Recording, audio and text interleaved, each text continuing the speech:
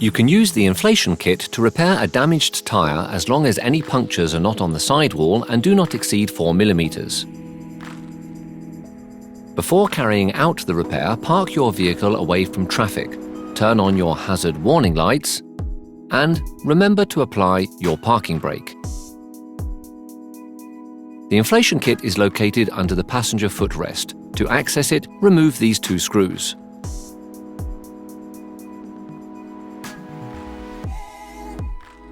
Depending on model, connect or screw the compressor hose to the bottle.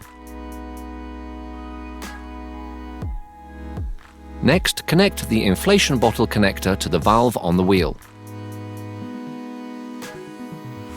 Finally, connect the electric power cable to the accessories socket. The tyre pressure specifications are on the driver's side door frame. Turn the engine on, then start the compressor to achieve the required pressure.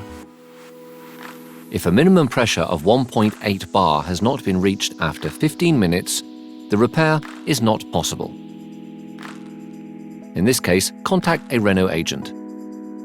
If, on the other hand, the recommended pressure has been exceeded, press this button to reduce it. When the repair is done, drive for about 2 miles, 3 kilometers, at below 35 miles per hour, 60 kilometers, in order to distribute the product uniformly in the tyre. Then stop and check the pressure. Please note that tyre pressures should only be checked when tyres are cold. If the pressure is higher than 1.3 bar but lower than recommended, readjust it with the inflation kit. If the pressure is below 1.3 bar, this means that a repair is not possible. In this case, contact a Renault agent. Note, this repair is only temporary. It will allow you to drive at a maximum speed of 50 miles an hour, 80 kilometers an hour, for a distance of no more than 120 miles, 200 kilometers. It is essential to have your tyre repaired or replaced by a professional as soon as possible.